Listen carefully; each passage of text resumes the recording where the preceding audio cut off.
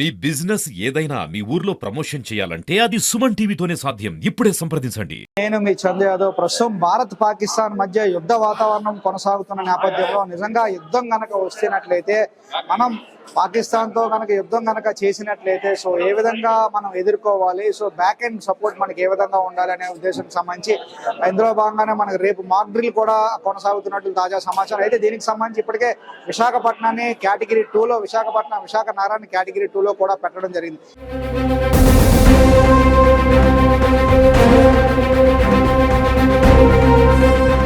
అయితే యుద్ధం కనుక వస్తే ఏ విధంగా మన బ్యాక్ అండ్ సపోర్ట్ ఇవ్వాలి, ప్రతి యువత కూడా ఏ విధంగా ఇందులో యాక్టివ్ రోల్ పార్టిసిపేట్ చేయాలనే ఉద్దేశంతో కర్షక దేవభాగ జాతీయ చైర్మన్ ఆడారి కిషోర్ గారు ఉన్నారు.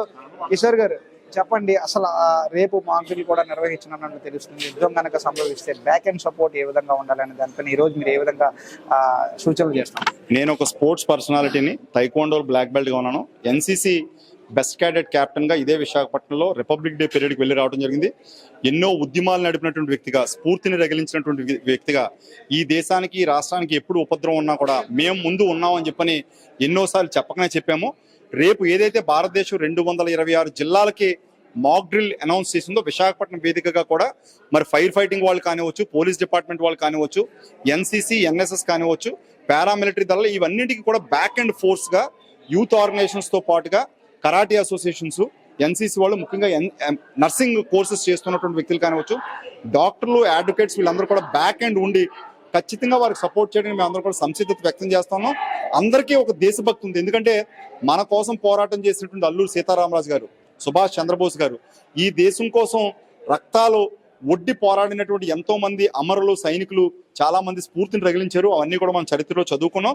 మరి ఖచ్చితంగా రేపైతే పాకిస్తాన్ ఈ భూమండలం మీద ఉండకూడదు అనేదే మా అందరి ఆకాంక్ష. దానికోసం పూర్తి స్థాయిలో మేము ప్రాణాలు ఇవ్వటం కోసమైనా సిద్ధంగా ఉన్నాం. యుద్ధం గనక జరిగితే బ్యాక్ అండ్ సపోర్ట్ ఇచ్చేందుకు ఎంతమంది యువత సిద్ధంగా ఉన్నారు? ఎంతమంది యువతను మీరు మేల్కొల్పే అవకాశం ఉంటుంది? మేము యూట్యూబ్ ద్వారా, సోషల్ మీడియా ద్వారా, మీ యొక్క సుమన్ టీవీ ద్వారా ప్రజలందరికీ ఒక మెసేజ్ ఇవ్వాలనుకుంటున్నాను. దయచేసి మాతో పాటు చేతులు కలపండి. మన యూట్యూబ్ ఉంది, కిషోర్ భయ్య. అలాగే సోషల్ మీడియాలో అన్ని, ఇన్స్టాగ్రామ్ కానివ్వండి, ఫేస్బుక్లో కానీ, లేకపోతే గూగుల్ డాక్స్ కానీ మేము ఈ మధ్య ఓపెన్ చేయడం జరిగింది. ఎవరైతే ఏ కేటగిరీలో మీరు సర్వీసెస్ చేయాలనుకుంటారో, ఇంట్రెస్ట్ ఉన్న వాళ్ళందరూ కూడా మాతో చేతులు కలపొచ్చు. మేము ఆల్రెడీ ఒక డాక్యుమెంట్ దీనికి సంబంధించి యూట్యూబ్లో రిలీజ్ చేయడం జరిగింది. మాతో పాటు కలిసి ప్రయాణం చేద్దాం అనుకున్నటువంటి కొన్ని లక్షల మంది ప్రజలు ఒక ఉత్సాహం రగిల్చడం కోసం ఏదో ఒక ఫోరం కావాలి. అందుకని ఈ ఫోరం ఇవాళ మేము క్రియేట్ చేయడం జరిగింది.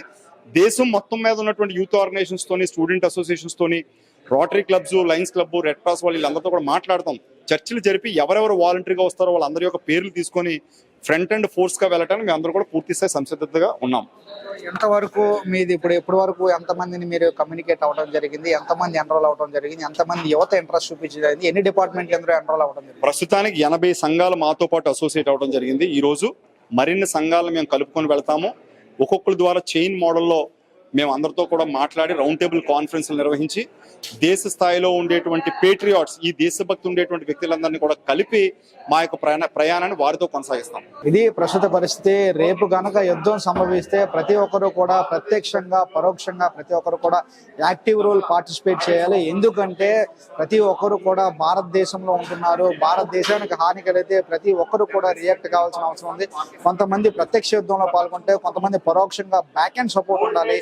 ఆ బ్యాక్ అండ్ టీమ్ కూడా ఈరోజు ఎస్టాబ్లిష్ చేయడం జరుగుతుంది. ప్రస్తుతానికి 86 సంఘాలు కూడా మా ఏదైతే ఉందో ఆర్గనైజేషన్ లో భాగస్వాములు అయ్యారు. ఇంకా మరికొంతమంది వచ్చి మన దేశానికి సపోర్ట్ గా నిలుస్తారని కోరుకుంటున్నాం అంటూ కూడా కిషోర్ చెప్తున్నాం. ఏదేమైనప్పటికీ కూడా రేపు నిజంగా అనుకోని ప్రమాదంలో యుద్ధం కనుక సంభవిస్తే ప్రతి ఒక్క భారతీయుడు ఇందులో భాగం కావాలి. ప్రత్యక్షంగా, పరోక్షంగా ప్రతి ఒక్కరు కూడా సేవలు అందించాలి. అందరితో భాగంగానే అందులో మీడియా పరంగా కూడా సేవలు అందించాలి. సుమన్ టీవీ ఎప్పుడు సిద్ధంగా ఉంటుందని మరొకసారి తెలియజేసుకుంటూ చూస్తూనే ఉండండి Suman TV. Video journalist Rajesh Chandu, Suman TV, Visakhapatnam.